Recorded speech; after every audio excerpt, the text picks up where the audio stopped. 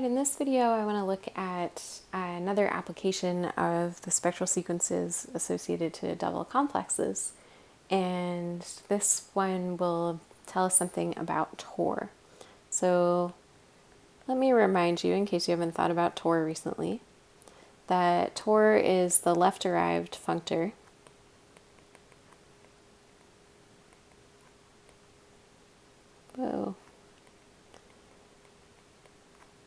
derived functor of tensor.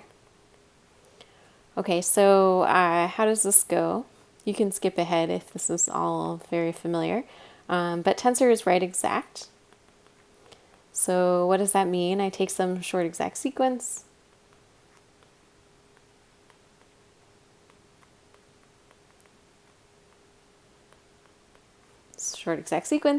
and then I tensor with some m, and I get C tensor m, B tensor m, and A tensor m.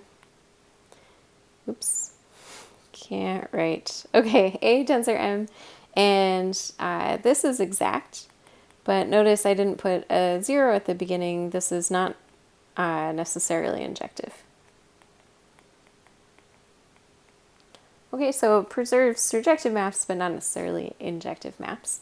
And then we can take this, and let me save you watching me write it again. So what is Tor? Well, Tor is really the correction term here. So if I wanted to continue this with an exact sequence, then I could put here Tor1 of C with M, Tor1 of B with M,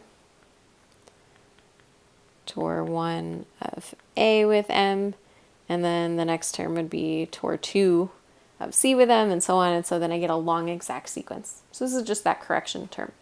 So how do we compute it?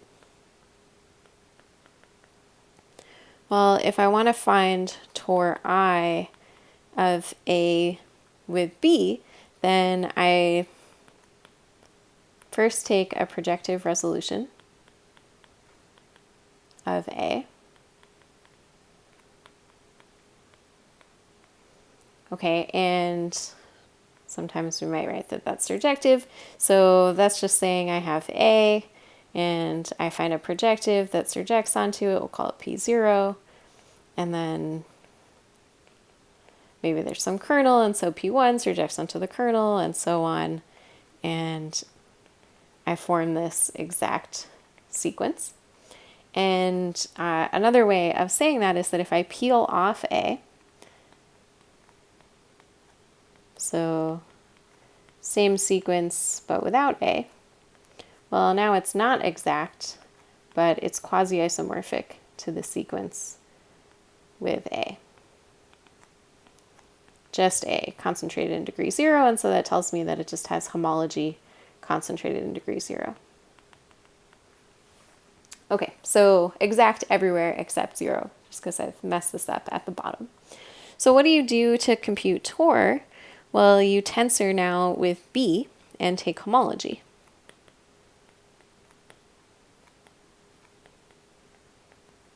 So that just looks like I've got 0, and I take P0, tensor with B, just tensor with B in each spot.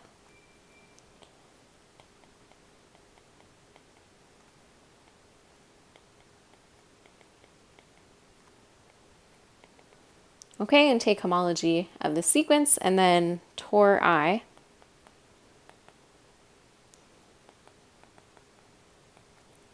is just homology at the ith spot. So I could write that pretty succinctly is just take this whole resolution, tensor with B, and take homology at the ith spot. And I said this essentially for abelian groups here, but really if you want to work in R modules, I just didn't want to have to write R all over the place. All your tensors should be over R, and you'll get Tor I over R of your R modules A and B. Okay, so I just felt like being lazy. Okay, so really this whole story that I'm trying to tell is for R modules, but I don't want to write R a million times, so let me leave it off. Okay, so that was all just a reminder, but what's the point of this video? Well, the claim is that if you wanted to compute tor I of A with B, well, you know by definition, it's the homology of a projective resolution of A tensor with B. So here, P is a projective resolution of A. And the claim is that you could also compute it by taking homology of A tensored with a projective resolution of B.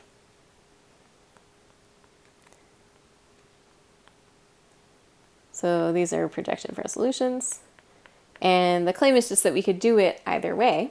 And we can prove it using a spectral sequence argument. So let's go ahead and do that. The argument's not that hard, but I think it's going to take me a little while to write and sort of say the pieces. But essentially it just comes from the spectral sequence for a double complex. So let's go ahead and get started with it. So let's let P be a resolution of A and Q be a resolution of B. These are projective resolutions, as in the claim.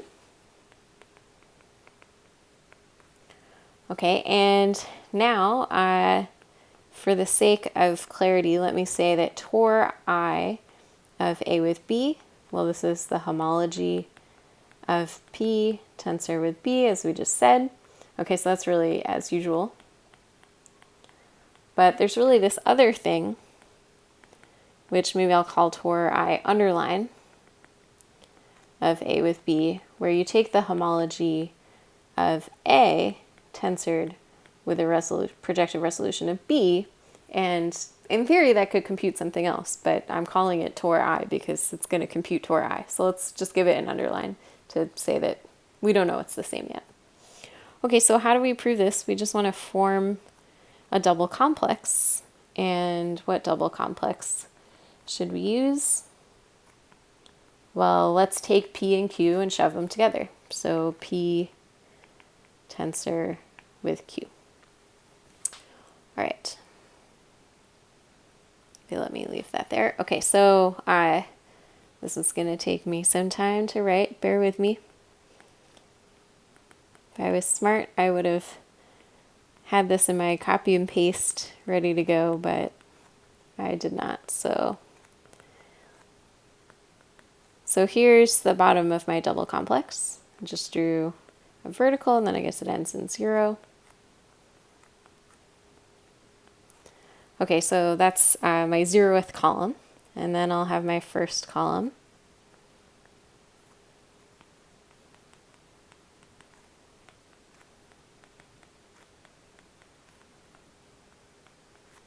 Okay.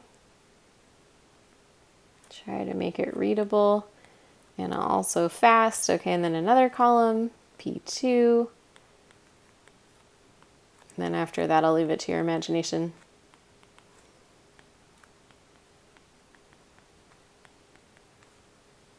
That one almost looks like a direct sum. Okay. So I've got these columns, and then it should be a double complex. I've also got these rows, right? And for the horizontal maps, of course, I'm using, oops, that's a P1.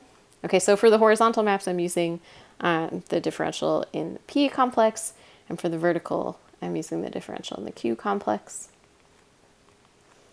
Okay, and so there's my tensor product double complex. And all I want to do is compare those two spectral sequences that converge to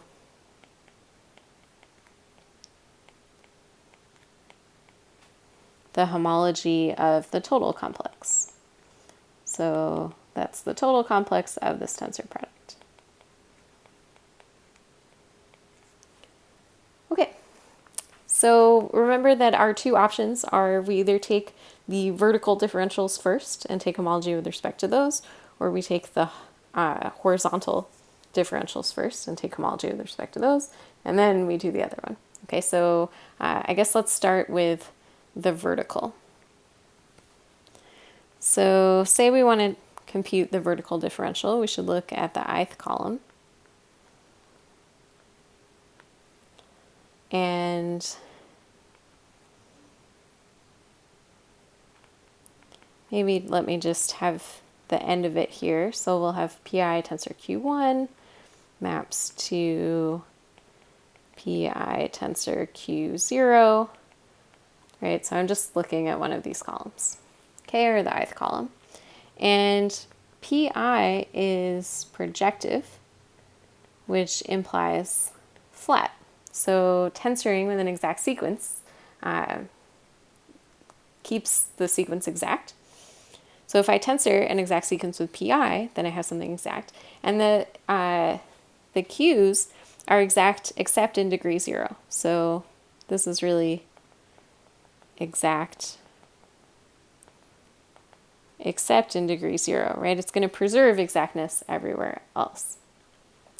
So maybe another way to say this is that if I take this pi tensor q1, okay, so same sequence,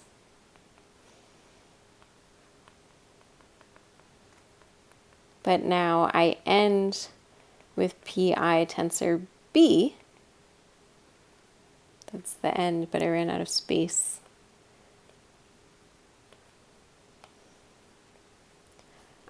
Then this is exact. Okay, so that tells me this piece was exact except in degree 0. If I put this on at the end, then it is exact and in degree 0, and in fact in all degrees. And so I know precisely what the homology is here in degree 0. Okay, so the upshot of all of that was that the homology for the ith column in degree 0 is just pi tensor b. Okay, so now we take this was really our E0 page up here, this double complex, and we take homology with respect to the vertical differential. We're going to get our E1 page, and now we learn that E1 looks like what? Well, we only have something in degree 0 in each of the I columns, and so this is going to look like P0 tensor B, P1 tensor B. Remember, we still have our horizontal differentials. We haven't used those up. 2 tensor B, and so on. But this is all zeros above it. Okay, so now I use that horizontal differential and take homology, and I'll get my E2 page. And what's that going to look like? Well, in degree 0, I'll just have A tensor B. Really, what I should have is tor 0 of A with B, but that is A tensor B. Here I have tor 1. Maybe let me write that. Here I have tor 1 of A with B. Tor 2 of A with B, right? This is precisely how we compute tor. We take B, we tensor the projective resolution for A, and so this is our usual tor, not our underlying new strange thing. Okay, and that continues, of course. Okay, so what's the point? We just took our double complex, the tensor product of all the, of the two resolutions, of all the pieces of the resolutions, and we take vertical homology and then horizontal homology, and it's now collapsed, right? So we can't possibly have any more differentials for degree reasons. And what does it collapse to? Well, our E2 page just looks like a bunch of stuff concentrated on the bottom horizontal, and that stuff is our tor terms. Okay, so now we want to take homology the other way.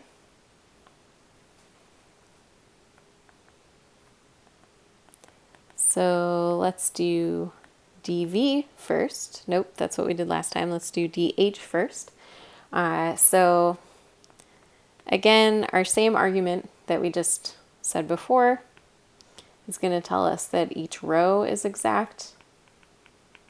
except in degree 0, right? Because projective implies flat. And we'll even know what we get in degree 0 because we could augment this thing. So our ith row here just looks like P0 tensor Qi now. P1 tensor Qi.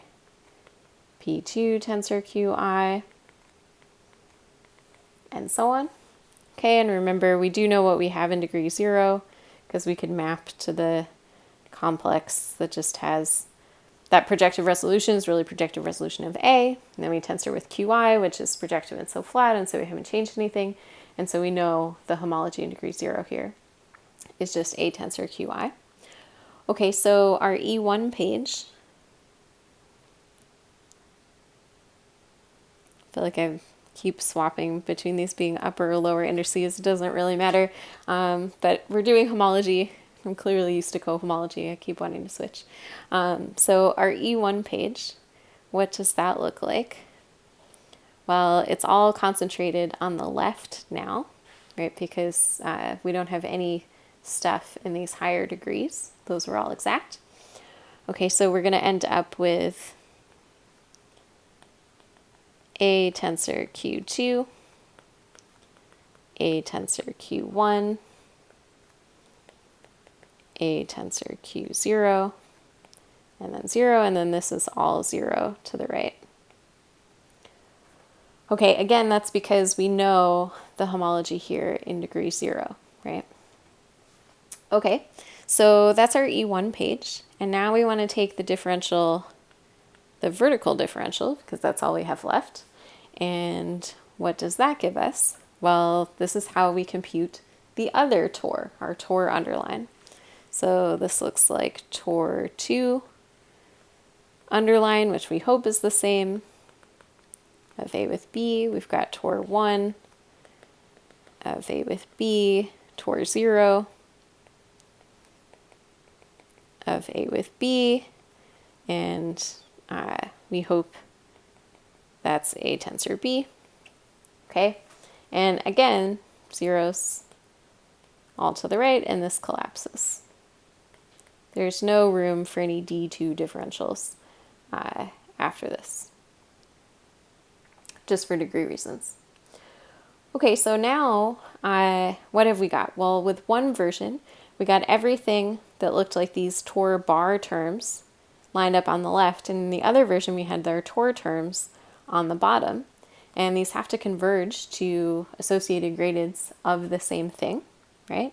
But when you think about the degrees, and you collect up total degree, well, okay, I shouldn't have really written that there, but the total degree, my point is there's only one thing in each total degree. So let me write that down.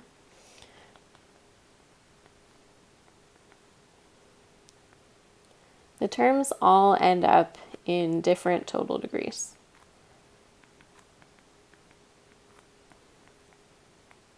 So in the one version, I have, well, okay, before I say that, let me say, so there are no extension problems. You can't have any interesting extensions of a single module. Okay, and what are those modules? Well, here we had our TOR 0 underline, and in the other version, we also just have that one thing in that same total degree as TOR 0, and we know, in fact, that one's A tensor B, and so this has to be A tensor B. When we look in total degree 1, well, here there's only that one term, that TOR 1 bar, and then the other version we'll see TOR 1, and so those have to be isomorphic if these are going to be associated gradients of the same thing. Notice the E infinity pages are definitely different. They collapse after the E2 pages. They definitely are different. One's concentrated on the vertical, one's concentrated on the horizontal, but they're associated gradients of the same thing. And so just by matching up the degrees, we see that TOR I of AB has to be isomorphic to TOR I underline of AB.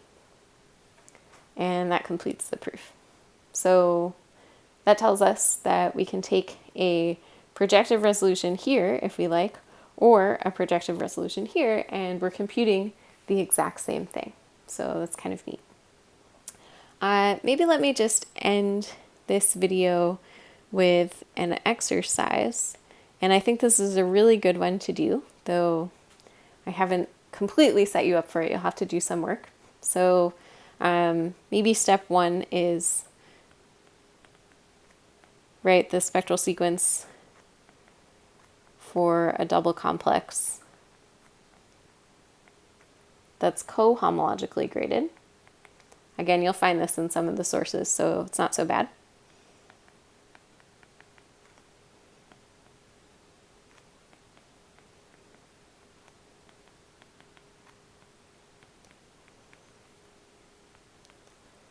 And all you have to do is reverse the arrows and whatnot, but the indexing can be a little bit confusing at first. And then what's the real exercise? Well, take X, which is the right-derived functor of Hom, say X over some ring of A with B. Okay, so this is our right-derived functor of Hom.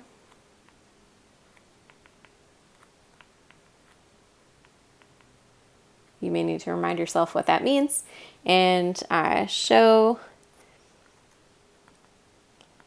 this can be computed in 2 ways. So you could take B and find an injective resolution. Okay, that's of course going to have a map to its injective resolution, and that map will be injective.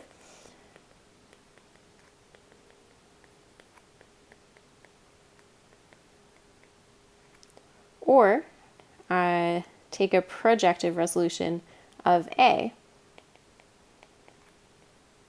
and you should get the same thing. And in fact, I know too well that you should get the same thing that I don't remember which one is actually the definition and then which one is the theorem that we're trying to prove here.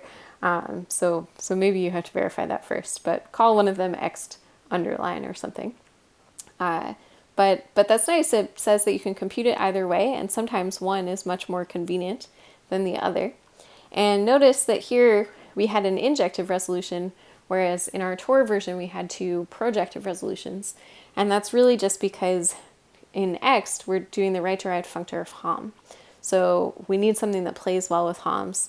And in the second spot, Homming with an injective is exact, and Homming out of a projective plays well. So that's why it looks a little bit different here. But really good exercise to go through that and make sure that you understand why this works and see how just taking these 2 filtrations for a double complex gives you this nice fact about Ext.